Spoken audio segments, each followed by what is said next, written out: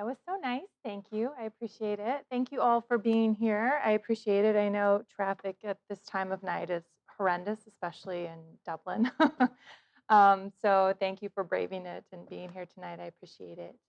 Um, I was just curious. I know this is Columbus Independent Filmmakers, but of everyone here, are all of you independent filmmakers, indie filmmakers in some way or another? Yes? Yeah? Made films already? All right. It's good to know who is in your audience so you can kind of tailor a little bit. That's great. I'm so glad to hear that. I think that Columbus is an up and coming market for filmmaking, and I think that there are a lot of things happening locally in Central Ohio that are opening up doors for us to be able to make more films here. So that's great, and I'm so glad to see that there are a lot of folks doing that and part of that movement. Um, so I came tonight to talk a little bit about my foray into independent filmmaking. Um, I I kind of titled it Hollywood Rewrite because that's a current project that I have going on, and how I rewrote my life. So I didn't just come into indie filmmaking. Um, it wasn't ever anything that I was exposed to. So I grew up in a really small town um, called Cambridge, Ohio. Has anyone ever heard of Cambridge, Ohio?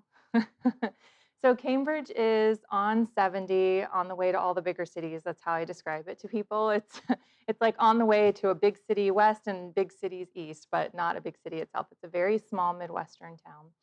And I grew up there, and it's beautiful. So, I mean, it's a gorgeous area. So let's just say that right away. But because it's a small town, I didn't have, let's say, role models growing up that were independent filmmakers or were even involved really in film, right? Very small town. It was like football Friday nights, and that's about it. So there were not a lot of role models, particularly female role models. That I could kind of look up to and even think that indie film or filmmaking or directing or producing was even a thing that I could even do. But the thing that I could do was write. So I was a writer from the time that I was small. The first story I ever wrote was about a candy bar trying to escape a chocolate factory. And that went over really well with my third grade class. So I was very proud of it. And then when I was like in fourth grade, I wrote a newspaper that I sold to all of my classmates. The headline was like, Ohio State Fat Baby is Born. I don't know where I came up with any of that, but writing was something that I could do to do what I loved, which was tell stories. And I didn't have any other medium, access to any other medium except that growing up in a small town. So that's where I laid down my roots. And when I was 18, well, when I was in high school, I started to really fall in love with film and was like really driven by it and loved it and loved to watch it. And told my parents I was 18, I'm like, I want to go to LA and be an actress. And my parents were like, oh, hell no, you're not going to LA at 18 for an actress. And, my parents and my family, they're like military, nurses, medical. So creative to them was like, that was a foreign concept. So like, no way, you're not doing that. So I went to school, locally. I went to Muskingum University in New Concord, got a degree in writing, and I did what I knew I could do to get paid and have a job and to be able to tell stories, and that was journalism. So I was a journalist. I did all kinds of journalism, wrote for everything. I was an investigative journalist for a long time. Ended up just when I moved to Columbus, and that was about 10 years ago, I decided like I love movies a lot, and my access point is writing. I'm going to write a screenplay. Now, this is how green I was. I wrote one draft of a screenplay and I submitted that first rough draft to Project Greenlight and actually placed in the top 1,000 out of 4,000 screenplays. And I thought, oh, I must have something. Geez, if I can write one draft. But I just didn't know at the time that like you had to write multiple drafts of screenplays to get them to where you want them. I thought, well, that's it. That's the brilliance. And it wasn't, of course. And about, I would say 6 years ago, which was maybe like 8 years later, I'm not sure, I can't really remember. I wrote the screenplay now that is the third period.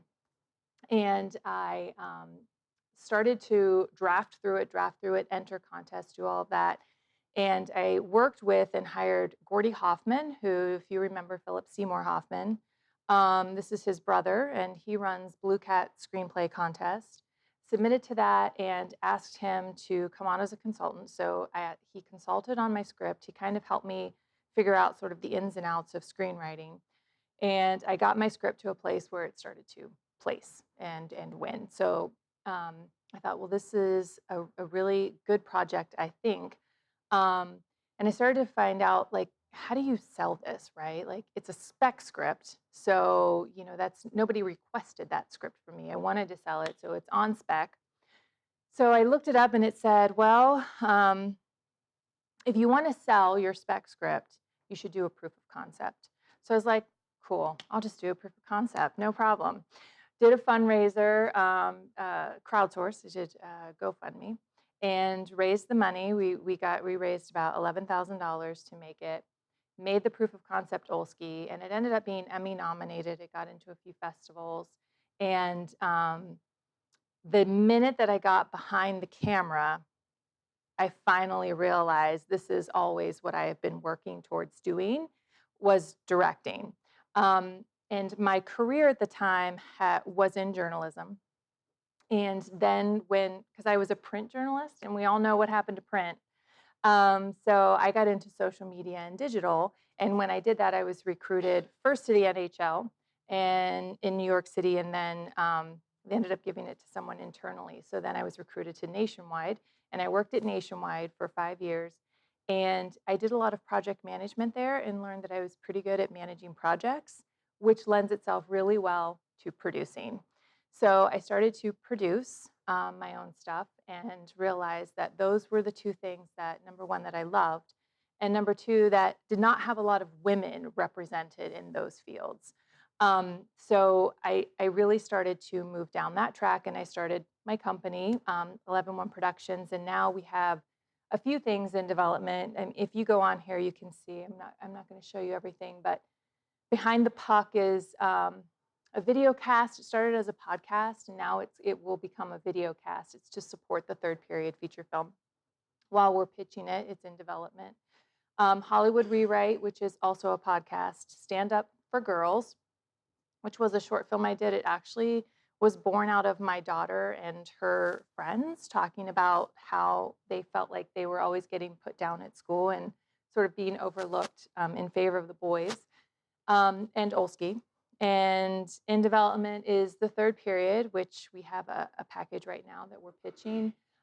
Killer Pictures, which I just purchased from a local screenwriter. We acquired the script and it's in development. It's like a horror/mystery. And Paper Wasps, which is something that came to me in a flash while I was doing my master's program. In production, we just finished filming Revenge, Inc., which is a short film, and we'll have a rough cut next week, which is great. We're very excited to see it. The talent we had was phenomenal, and the DP was amazing. Sinisca Reborn, which is based on a true story. It's also from a local screenwriter based on his grandma, who won a gold medal in the Senior Olympics. It's really a great little inspirational story. We're filming that in the spring. And then New Cross, which is based on a novel that I wrote during my master's program. And it was formerly called Nellie. We actually have a trailer for it. And I'll show you that trailer. And then my company is pretty heavy on philanthropy. So if you were to go to that page, you would see all of the philanthropy projects that we do. So I like to make sure that I'm giving back to the community in some way.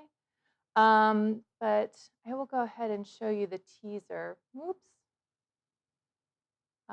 For New Cross.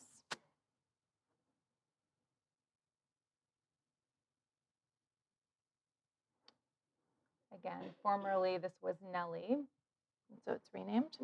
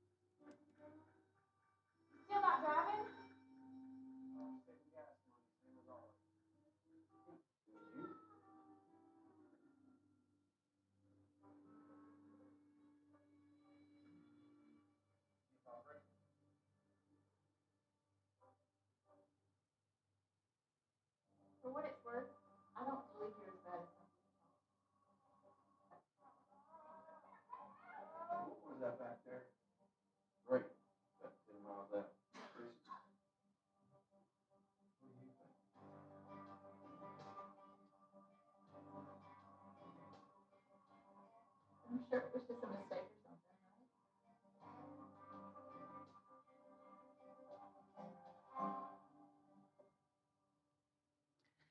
So we filmed that in Mansfield at the prison up there, which was cool for a lot of reasons. Has anyone ever been there? It's a really great space, right? It's pretty phenomenal, and you can sort of cut and do different angles based on anything. You can like turn and have a completely different room. We filmed in April thinking like spring, it's going to be great when we're there.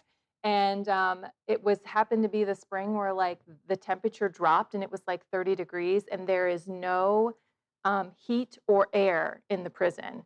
So if it's hot, it's hot, and if it's cold, it's cold. So we were filming that. You can't see it there, but like when people were off camera, they had on like hats and gloves and like big ski jackets and boots. And we were supposed to film outside. And I was like, we can't film outside. It's at night. It's going to be like 10 degrees. So we rewrote the script on the fly so that we could shoot it inside and completely reverse the sets. And it ended up turning out great. Does anyone know Ben Brown? Anyone know Ben? So Ben edited, and he did a really great job. So that will be New Cross. It's been slightly rewritten since then, but it'll. We're definitely excited for what it will be. This was Olski. And we had a really good time shooting this. We shot it at Chiller at the rinks there, and that's a teaser. This is the whole thing. I won't show the whole thing. Just a little of the beginning, and then the hockey piece.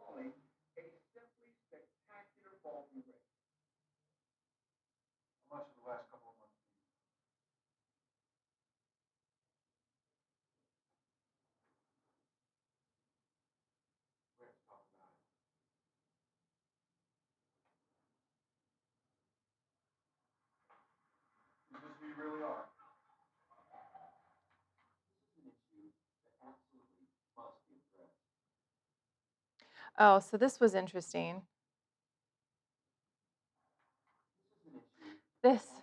So the screen, we didn't want to green screen it because I don't always love the look of green screen, and we wanted to do as much in productions that they didn't have as much to do in post. So we actually came in, filmed him, and the editor was on set, took what we filmed like an hour previously, and the editor went in and he did all of that on set, then loaded it up and played it back through the TV, and we filmed it with it on the TV so it looked more realistic, which was like, I mean, I don't know very many editors who are willing to do that, so it was great having him on set. And he did that for us, and I like the result of that better. I think it looks really natural. And then this is the hockey piece that we filmed at the Chiller.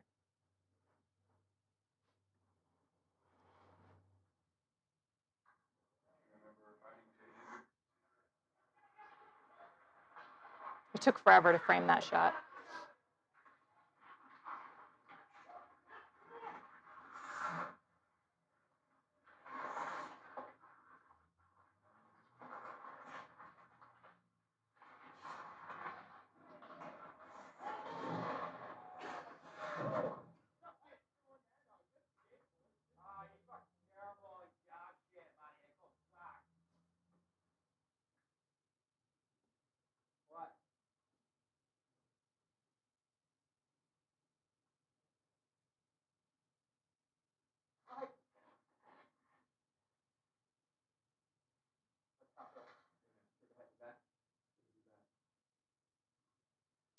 So, are you all familiar with hockey? And anyone familiar with hockey ice rinks? So you know how long the rinks are. So that was a long shot, and you can see how well it's lit. When we first got there, um, they accidentally put all the lights on one circuit and blew the circuits and had to go back and find all the different circuits. And then they obviously got the lights back on, and they had to go and they had to put them into different circuits. But it took, the lights were, I mean, they were huge in order to get that rink lit, even for that. And you can see how dark it is still in the back. And we wanted it darker because there was signage up, and we didn't want to have like Tim Hortons or anything like that in the background because we wouldn't be allowed. And we wanted to enter it in festivals, and festivals don't really like it when you have that kind of marketing in it. So we wanted a dark background, but in order to even get the right lighting on the ice, we had so many lights. So it was a lot of work for the gaffer and all of our PAs. Yeah, so in the chiller, if you've ever been to the chiller, so that's the one side, and over here it's just a wall. And then over on this side is like a hallway where the locker rooms are. And then there's, if you go up, there's like a deck that you can look over. The lights were on the deck, and they lit down that way. And then they had a small set of lights that they brought, and then they would light the actors that we were filming as we were filming them. The hockey scenes themselves, where they were actually skating, we had, so like if you look at this shot, we had a dolly right here, and we were just moving a still camera back and forth in that as the action was going on. And then we also had a guy with the motion camera, and he was walking around on the ice, just getting those low shots. Well, and I was terrified because I was like, hello, insurance, no pucks to the camera, please. So it was a little concerning, but they did a really great job. Like, these were all professional actors and also hockey players. So they had really good control of the puck, and also they understood sort of camera and camera placement. So they were watching very carefully where the camera was, and they were trying to shoot around it, and they were trying to redesign the play. And then this shot, that's one of my favorite shots.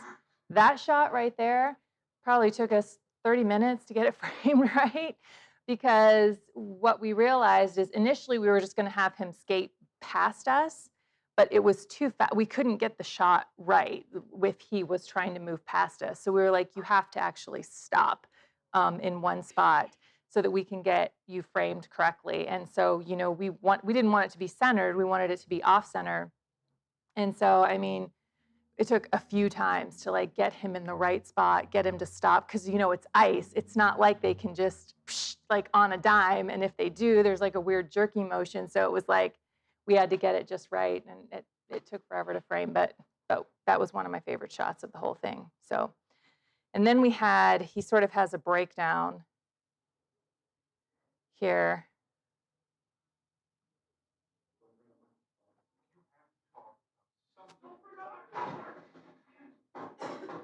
Right there where he pounds that board. We had one board, and we were like, we have to get it in one shot. So, because, you know, I mean, indie filmmaking, you're trying, you know, everything is really tight, right? You're moving on a super tight budget. Everything is like, you're trying to move quickly through the day. And we filmed this in 2 days, and it was like, you know, we get one shot at that. So everybody has to get it right. And like, he really hurt his hand. Like, his hand, he had a little bit of blood on his hand from doing that. But yeah, that was just we had to get it in one take, and we did. It was great. But yeah, this was a really interesting film to do, and we really enjoyed it. And it's done well for us so far. And so that was the proof of concept for what's in development now, which is the third period. And this, we're working with OFG. We have NHL players who are consultants on the film. We do have 2 current TV series regulars that have attached themselves to allow us to shop the project. and they're great. And I talked to one of them on the phone, and he was just like, "I love the script. This is awesome." Um, but getting funding, as you all know, is the hardest part of indie filmmaking, by far the most difficult, and development in general for any film is difficult. Um, but we feel like we have a lot of great people attached, and so we're working pretty heavily on this right now. And sports films is something I have always wanted to do. I love sports, so I'm really having fun with this. And right now we're talking to a former NFL coach who we have another script that's a football film, and he's interested in talking about either being a consultant or an investor on that. So that's cool, and we're excited about that too. So um, I feel like indie filmmaking sort of brought me back to life. I loved journalism. I loved writing and storytelling, but when you're a journalist, you're taught kind of, unless you're a feature writer, to bury your opinion. You're trying to just straight facts and do all of that. And so you're not always allowed to have a viewpoint. Then when you're working for a corporation, you're telling their story. So indie filmmaking for me, because I mean, we're in Columbus, Ohio. It's not like Universal Studios is right down the street. So, working for a studio, and I'm a single mother, and I'm trying to get my daughter through school. She's very close, very close. Um, so, just running off to California is not an option. So, how do you do what you love and do it in a way that you love? Indie filmmaking is the perfect place, I feel, to rewrite your story, to really go in, and if it's your passion, if film is your passion, it's a wonderful, beautiful place to be able to go in and tell your story, have a viewpoint, have a voice. And for me in particular, and this is the truth, I have yet, with the exception of 6 weeks ago when we received funding for Sinisco Reborn, which was a woman who funded it. That was the first time in all of the time that I've been working in development and working on these films that there was ever another woman in the room when it came to development and funding and financing. So for me, as a woman who grew up in a small town where those role models didn't exist, it's very important for me to also try and offer that opportunity to other women where and when I can. Um, I also think it's important that women and men learn how to work together in the space, because we simply cannot do it without each other, everyone. So it's important for me to bring women up. It's also important for me, for all of us, to learn how to work in the same space and do it really well, because at the end of the day, we're all trying to do the same thing, which is tell a great story and get people to watch it and pay attention to it and have great content available for everyone else. So that is important to me. And when I started my company, it was about things that I wrote. Now it's about finding other writers and help bring them up and say, what is your voice? What do you have to offer? And how can I help you tell your story? And that is very important to me as well, because in others who are also trying to put their stamp on the world, I can, see a mirror of myself doing that, when I was younger, and even doing it 5 years ago. Um, so it's important to me now to be able to try and give that opportunity to other writers and other people who want to enter the space in the same way. Um, so that's overall my story. I didn't want to go too much into it because I felt, and Adam, I think you thought maybe there might be more questions, that people might have questions to ask, or things you wanted to just talk about or know. And I'm happy to answer any questions on anything here, or any questions or anything that you have. So I didn't want to talk too long. So just wanted to open it up and see any questions that you guys had, and just kind of have an open conversation and dialogue with indie filmmakers. Yay for us. Yeah, go ahead. With this being a relatively small city, especially concerning like the film industry, independent filmmaking, how do you get your actors? Like, because for me, I haven't found a lot here, and so is it going like to other cities, reaching out and having them come stay here? How did that work? That's a great question. I know I've heard a lot of people talk about using talent agencies. Um, and I do think that there are great actors in talent agencies. What I have found is that talent agencies have more commercial talent versus film necessarily talent. Um, I don't want to offend anyone because I know that people own and run talent agencies and that there are really talented people who work there.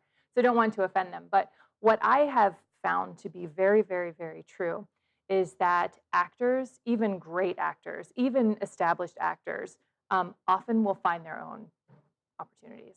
So if you post it and if they like your work, they'll work for you without having to go to a talent agency. Now, how I do that is um, I have open calls just on my website and my Facebook page.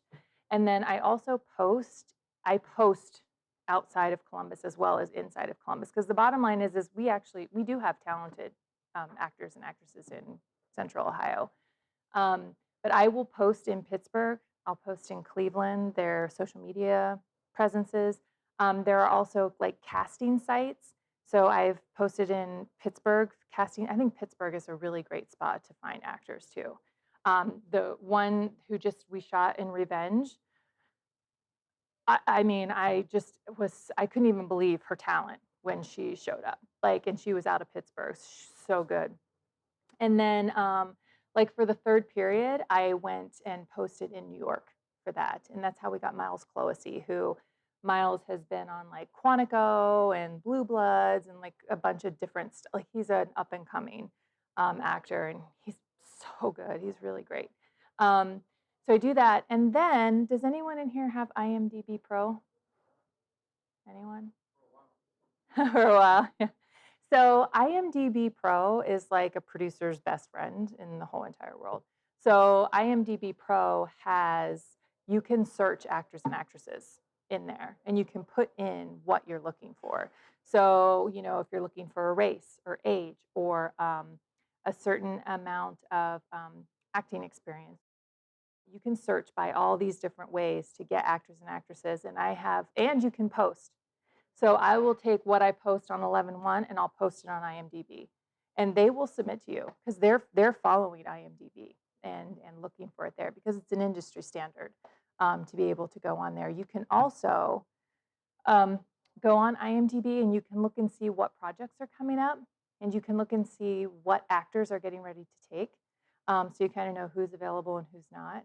It's a super great resource. So that's how I find actors. Yeah, no problem.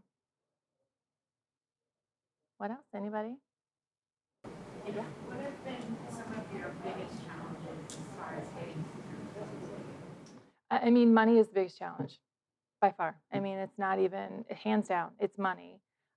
You're Nella Satino, who is the chair of the department at CCAD. We were just talking about this very thing today, and she made the comment like you're always chasing a dollar, and that is so true. When you're producing film, the biggest challenge to overcome is just securing the funding, and that's across the board. That doesn't matter if you're a studio, indie film, makes absolutely no difference. The Hollywood Reporter just had a story, I think, in January, and Aaron Sorkin, he was set to direct a film, and the funding fell through. And I'm like, man, if Aaron Sorkin can't get funding, like we're all in trouble.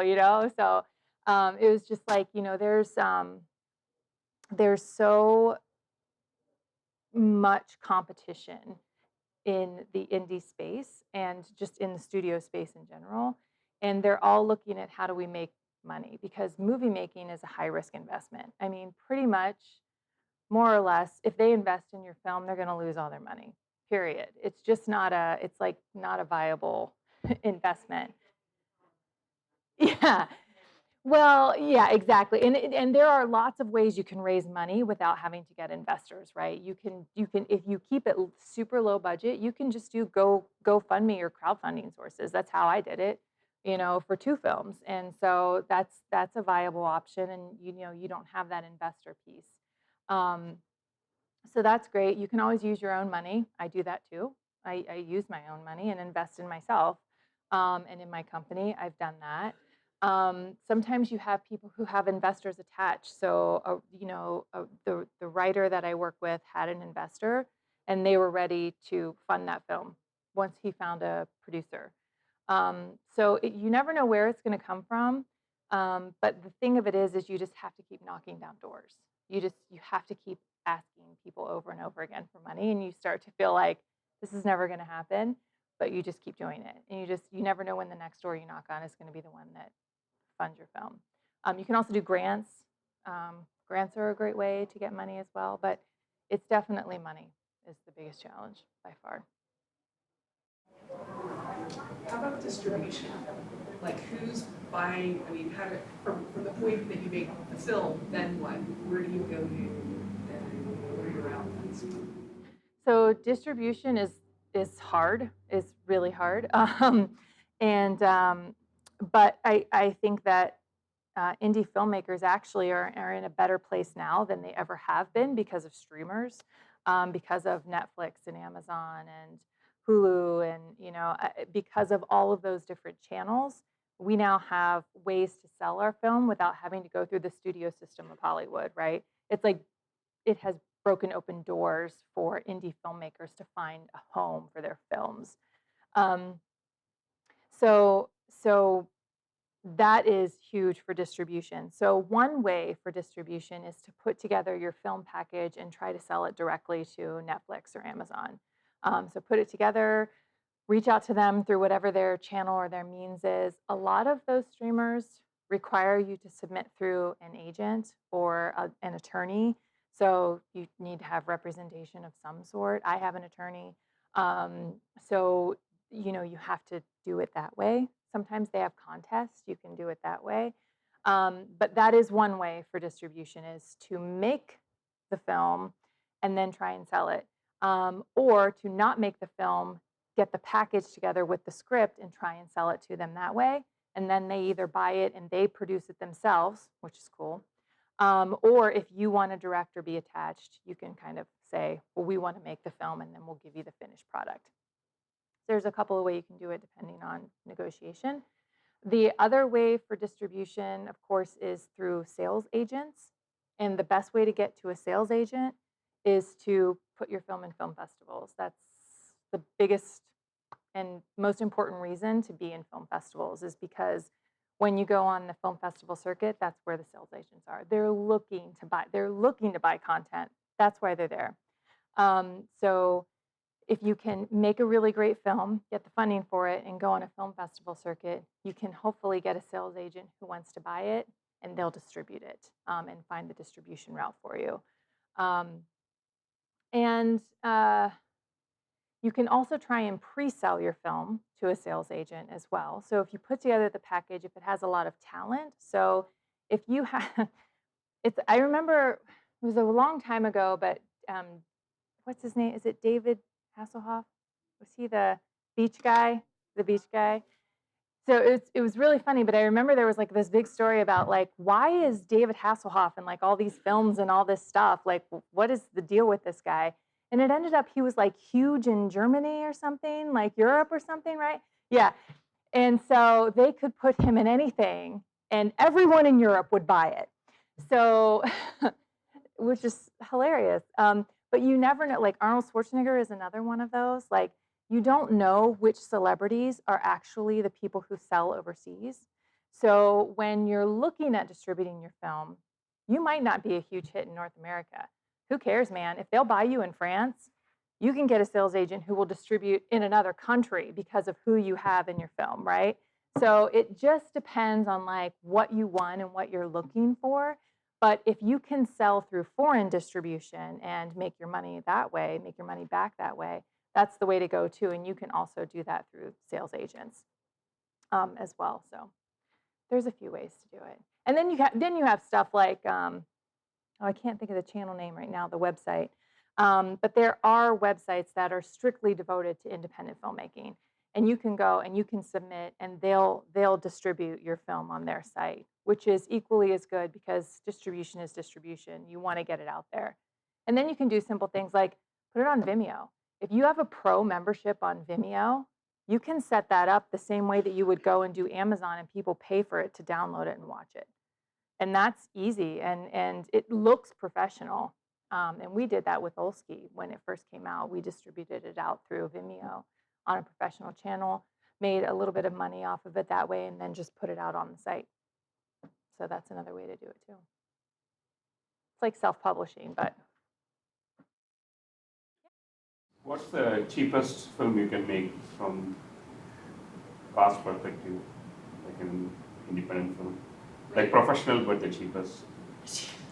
I mean, I guess it depends on what you have access to, right? So, If you have like regular Canon Mark V or like some decent, half decent camera and some basic lighting.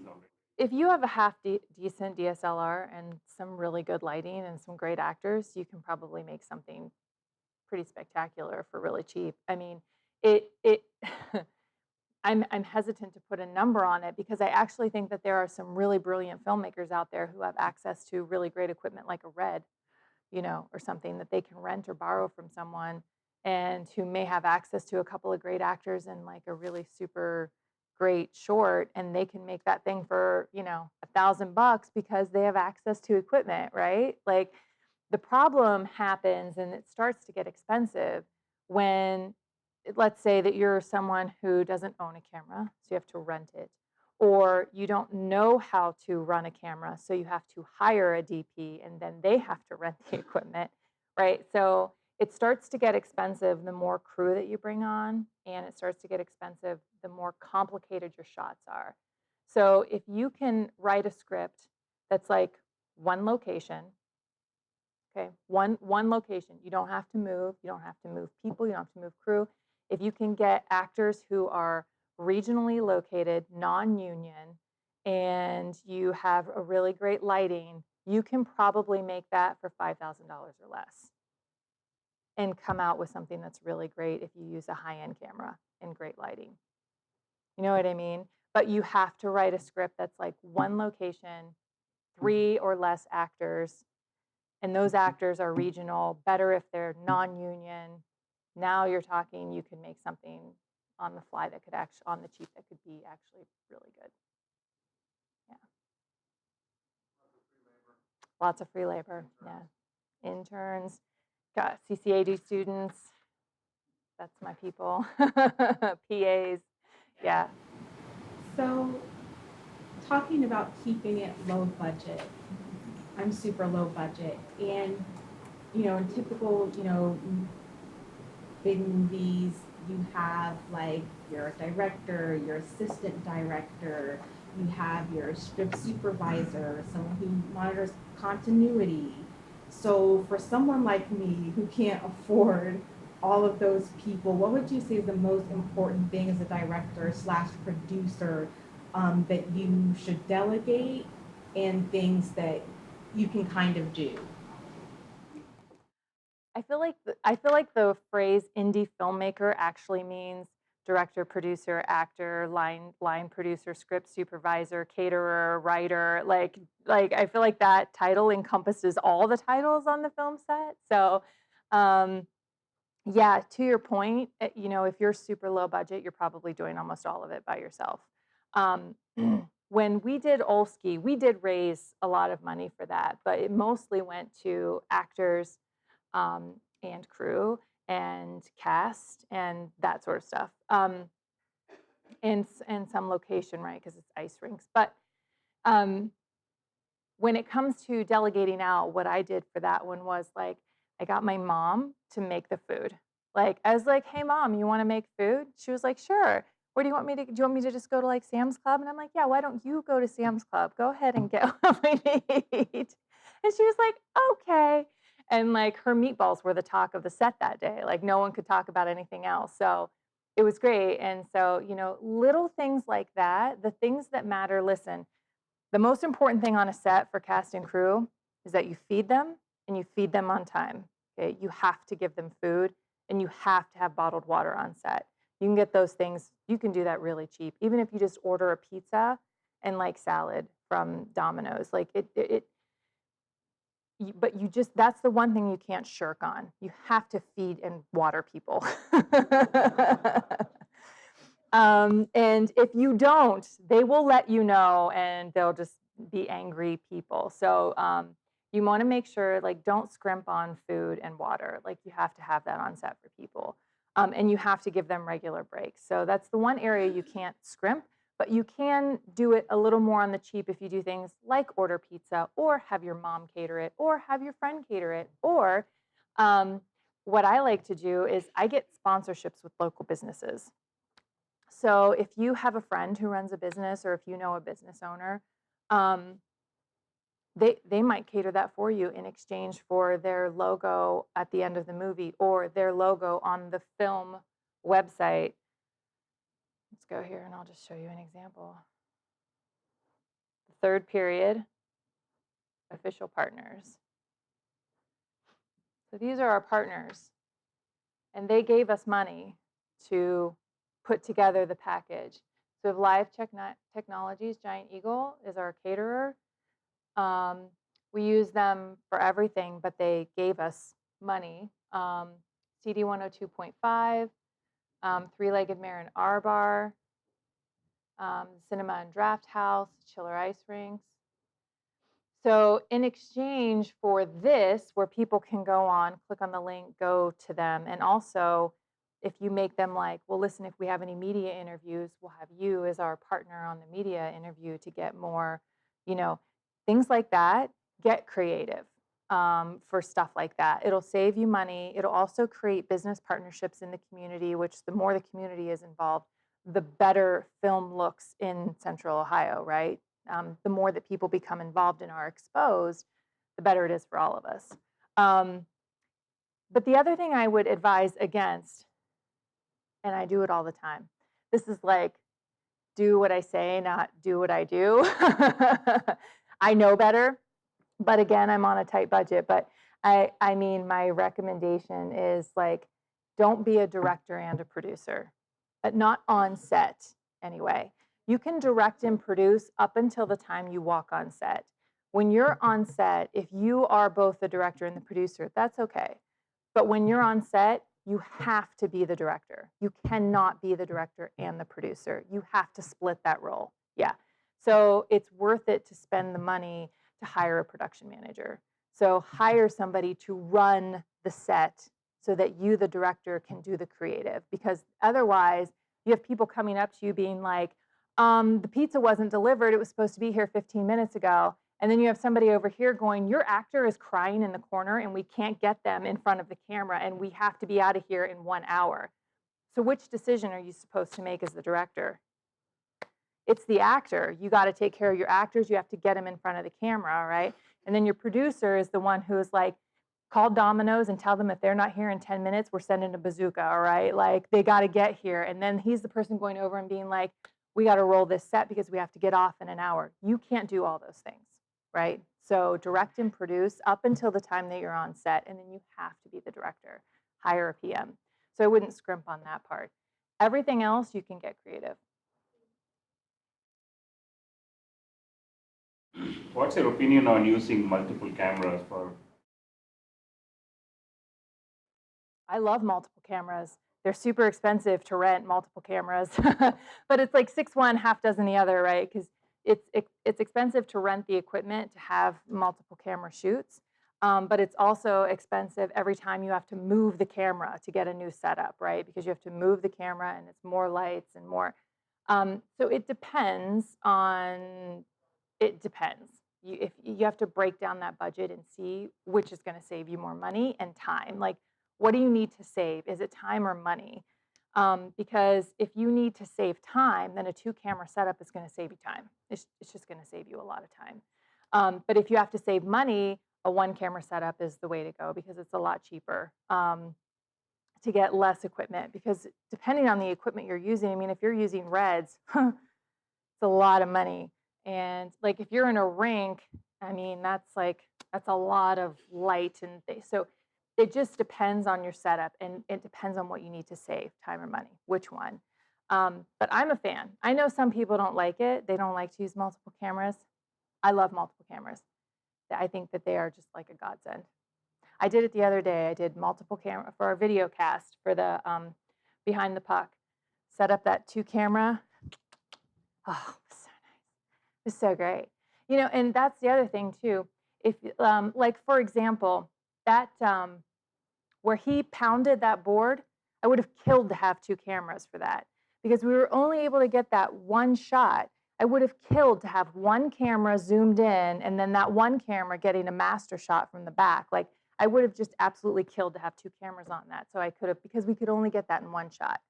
So I think like depending on the shot, if you've only got 1 chance, you better have like 10 cameras on that because you're only going to get 1 shot, right? So I think it all depends, but I'm a fan. It makes life easier if you can afford it and you have time. Yeah. So I saw you with Mm-hmm. like when you get a script, like what stands out to you when you read it? Is like this is good. I mean, is it just The first thing that I look for is formatting. If it's not formatted right, then I'm just like, no, thank you. I mean, immediately, because if you don't know that the industry standard is final draft and you haven't written it in final draft, then you don't know what all the other industry standards are as well. So that's the very first thing. If it's not formatted correctly, I just don't even, no thanks. Once they kind of get through that hurdle, if it looks great, then the next thing is like, is it what I do? Like, is this what I'm interested in? Like for me, I like sports, I like dramas, I like mysteries. Like if a body drops, I'm totally in. If it's about serial killers, I am all over it. Like I love all that kind of like really interesting, like Mind Hunters is my favorite show on Netflix. Freaking love that show. So then it's like, is it the right pitch for me? And I think that's where a lot of people like miss when they're pitching to production companies. It's worth it to take the time to go to the production company's website, look and see the types of films and content that they produce before you pitch them. Because if it's not something that they do, and I can tell you just from owning my own production company, I know what I want to do. Like, and I know what I don't want to do. If you send me a post-apocalyptic script, I have zero interest in that. No interest in zombies. Don't care about any of that, right? So like that's an immediate no. So like I think it's really important get the content right. And then after that, if it's like the right genre, then it's about the writing. Like, can they write? Is it interesting? Is it a little bit different than something that I've seen before? And do I connect with it personally? So that's another thing too. If you query a production company and they turn you down, sometimes it's not even about the fact that, I mean, you could have written the greatest screenplay ever, but if the producer doesn't connect with it, you don't want them to have your script because they're not going to champion it. And the producer is the person who champions your project. So you want to make sure that they're connected to it. Did you have another question? Yeah, I was going to ask, what do you think of stealth filmmaking? What? Guerrilla? It's like right, like shooting outside without other people's knowledge. I heard that's one of the techniques for independent filmmakers or low budget. Yeah, and I have too, and I've read that about that technique before. I don't use it, so I'm not an expert on it. I would love to be able to talk about it, but sadly I can't because it's not like a technique that I utilize. Does anyone else utilize that technique that they could talk about it? Yeah, I mean I've heard that before, but like, and isn't guerrilla filmmaking too a little bit like? If a parking lot is open, you run in and shoot real quick and then you run back out, right? Like you're kind of breaking the law sometimes. Occasionally, yes, yes. I heavily advise against breaking the law. Mostly because I feel like what indie filmmakers don't need is they don't need a reputation for not doing things the right way. Just because you don't have the money doesn't mean you shouldn't do the process. So you should get the permits that you need to get. You should be working with the community. You should be doing it the right way.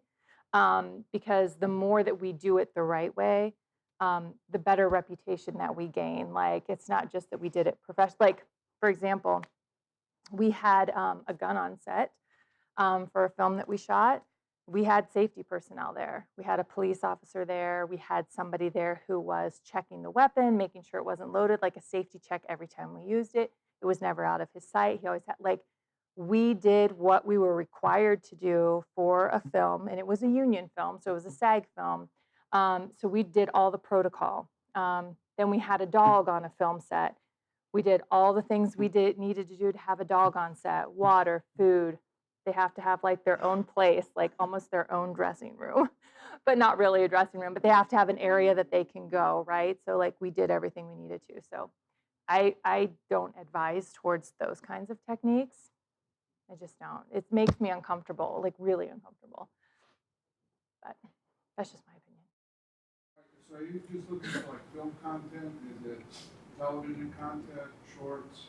Because I mean, obviously with all these streaming services now, there's so much. You don't have to be like, okay, it has to be an hour and a half. Yeah. Be like a 22-minute show, or it can be like, is it pilots? Is it mostly movies? Is For it, me personally? yeah, or for 11 months. So for me, I primarily am looking at short film content and feature-length film content. I do series content, but right now it's like a podcast and a video cast. And the video cast is sort of a marketing support of the third period. So that's what I do right now. I do have a series that I have in development that's not up here that I'm pitching. It's, yeah, like it would be good for like HBO or something like that. But that's not a foray that I have gotten into yet. And the reason is that a film is one and done. You film it, you do post, you do festivals, you do distribution.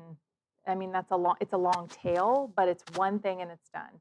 A series is over and over and over again, whether it's weekly, monthly. So it's a huge investment, and I just do not have the personnel to manage that kind of content yet. I know Adam had asked, I mean, there's something that you're looking for as far as what either like speaks to you or what, what sort of stuff, genres that you usually, create. But, is there also kind of like a way like, all right, this can make, this could really make money? I mean, do you kind of look at it that way too? I do, and I had somebody pitch me a series idea that I thought could actually make money.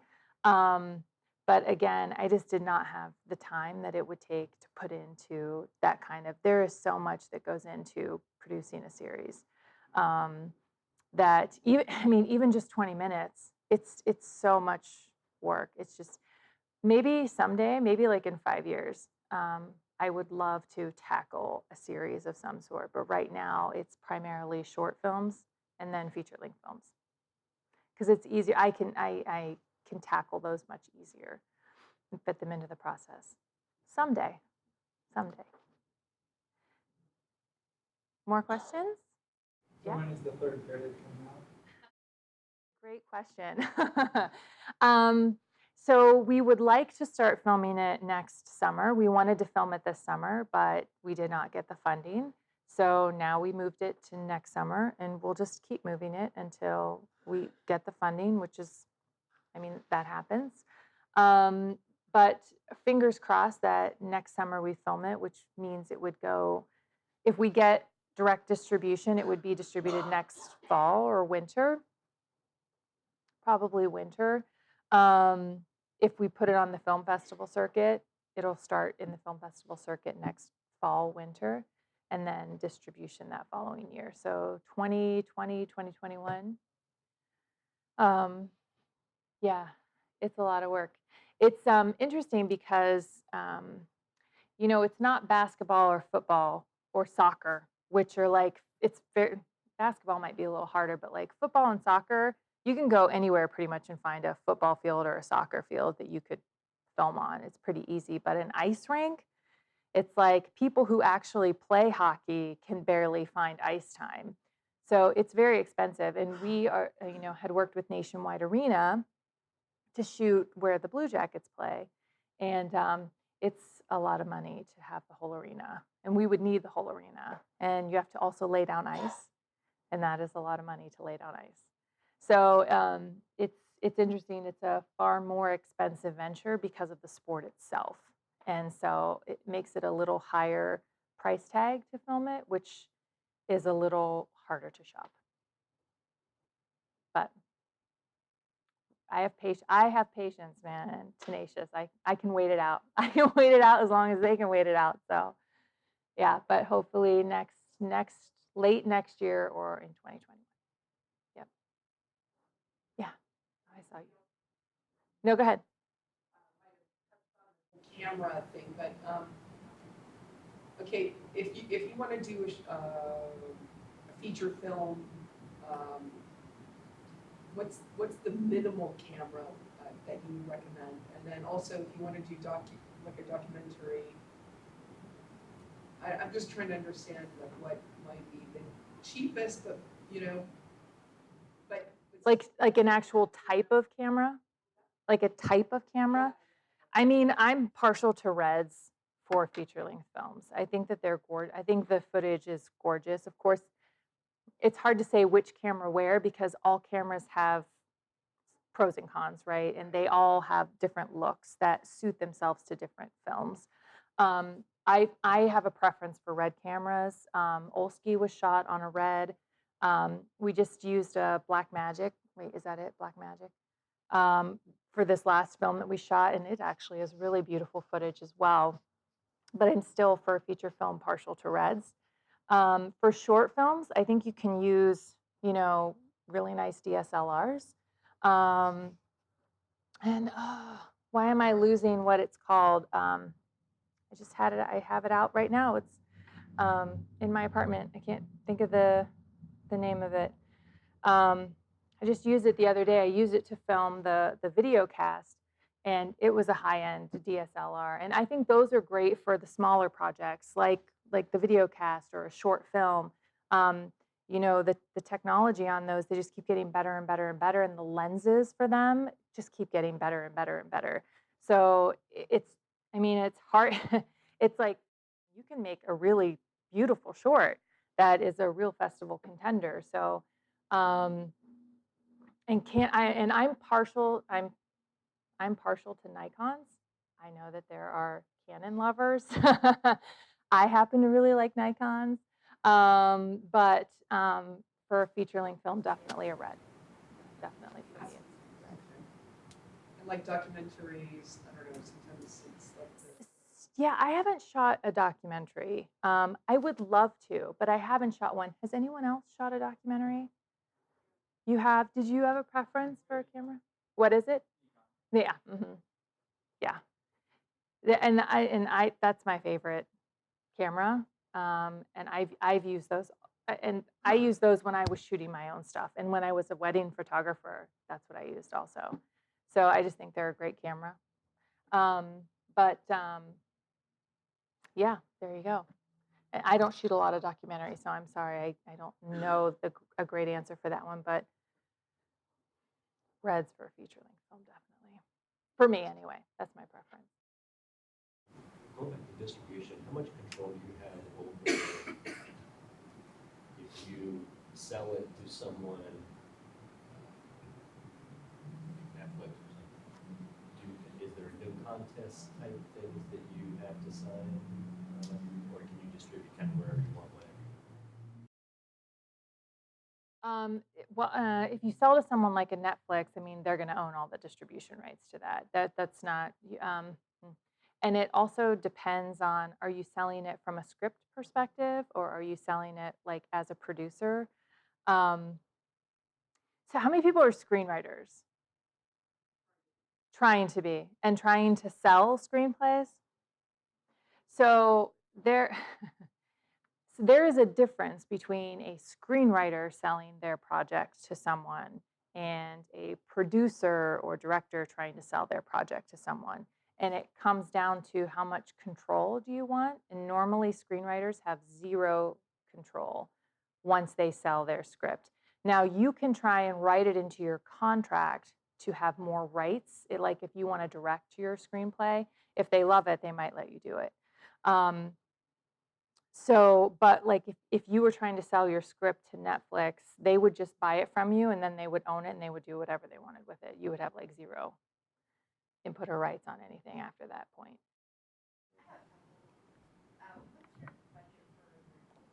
For the third period, it's 3.5 million without celebrities. With celebrity talent, it would be 5 to 6 million.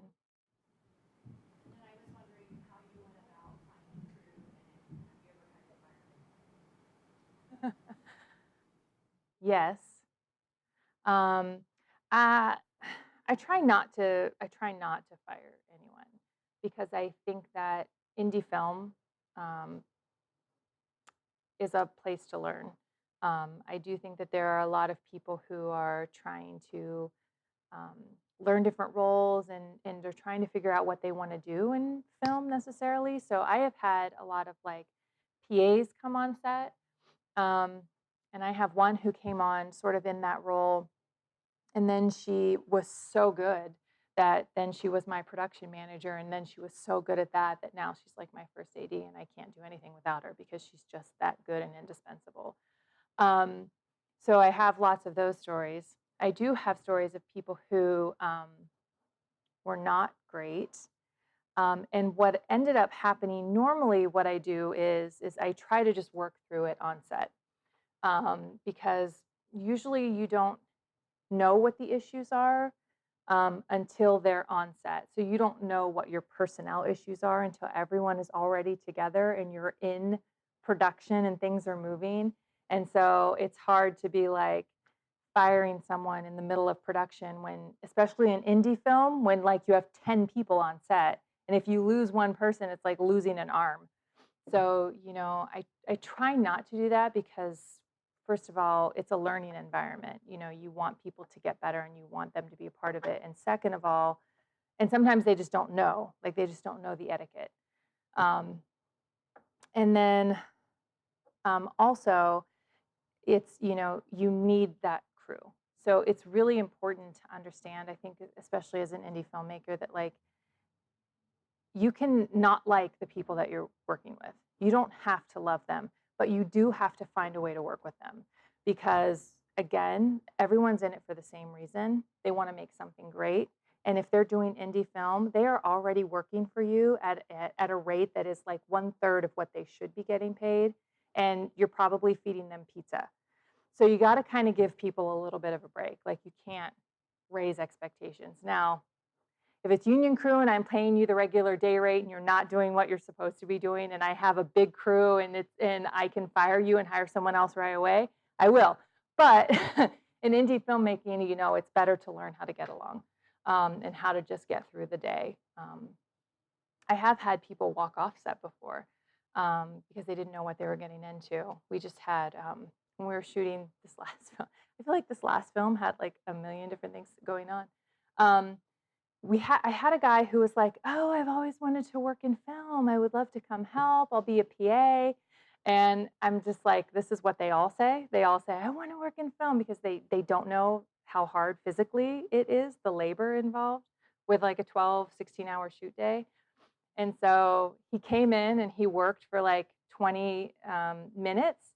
And within that 20 minutes, the DP was like, "I have the tripod is over there. Can you grab that for me and bring it over here?" And he says to the DP, "Well, why don't you go get it yourself?" A PA says this to a DP. And I'm like, oh my God. An hour later, he was gone. He literally just like walked off the set, didn't tell anyone, no one knew, because he just had no idea. He didn't know what indie filmmaking was, or he didn't know the etiquette. So that happens. But yeah. Does that answer your question? Okay. Who else has questions? Anyone? You are welcome to email me anytime if you have a project in the works that kind of falls into, I'll put this up. That's my daughter, by the way.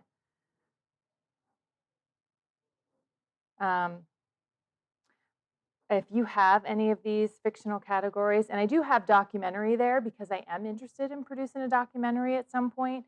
I don't have any great ideas right now, so I'm like waiting on someone to have a really great idea that I can support.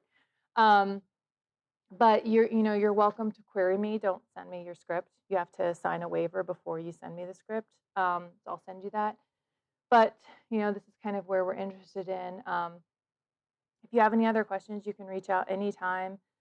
Connect with me on LinkedIn. I love LinkedIn. I think it's a really great place to connect. And you can, always ask me anything or anything you need. Yeah. Just one quick question. What about locations? How do you, if you have like a need for an unusual location, how can you get access to the location if you don't know the right person? Is there any other, like, Let me just tell you right now, if you have an elevator in your script, good luck finding a location in Columbus, Ohio. It is almost impossible to find a location where you need an elevator because only like major corporations have elevators and they require so much insurance beyond normal insurance for you to even be there filming. So that was really hard, but it ended up that because I teach at CCAD, they have a space that has an elevator. So I was like, yes, I found the space. So locations can be tough depending on what you're looking for. And I just had this conversation with a former professor who he works at the New York Film Academy. He works in New York City. And I was telling him how Columbus is still in this really great stage where everyone is really willing to let you use their locations. If you have a really good business, and again, this is another area where you can have a really great partnership. Like, hey, if we can use your location, chiller ice rinks, we'll support you and sponsor you and have you on our, things like that. You don't necessarily have to know people. If you go in and you have a professional website, you have professional work, you know what you're doing, you can go in as a professional and you can pitch a partnership and they may let you shoot there at a discounted rate or for free. And Columbus is like this great Midwestern town and we have all these great areas to shoot in and we have people willing to negotiate, which is wonderful. And if you don't know where, ask your friends. Your friends, I guarantee you, your friends know somebody who knows somebody. I guarantee you, a group like this, they know somebody who knows somebody who knows somebody. So somebody knows somebody, and that is the God's truth of filmmaking and indie filmmaking. Somebody you know knows somebody who knows what you need to know. That is the truth. Reach into your network and dig deep. But he was saying New York used to be like that too. And then all of a sudden, New York started to get real big in filmmaking, and all of a sudden, the next thing you know, you can't get any location for less than like $2,000 a day or something like crazy. But we are lucky. We live in, Columbus, Ohio. People are still, that friendly Midwest, and they're willing to be a community and help you with that. Even in Mansfield, like when we shot in Mansfield for Nellie, the prison, like that guy, he does it all the time. He loves it. He's like, oh, we love helping indie filmmakers. We'll do it for you for like a third of the rate. Like they're so great. They love it. It's so, it's still cool in Central Ohio. It's still like something new. In New York, it's like, yeah, you're making a film. Who cares? So is that guy down the street. See his camera? Like, it's still, in a good place here. Anything else? I would love to hear from you guys. Thank you for having me. I appreciate it. How fun. Yay.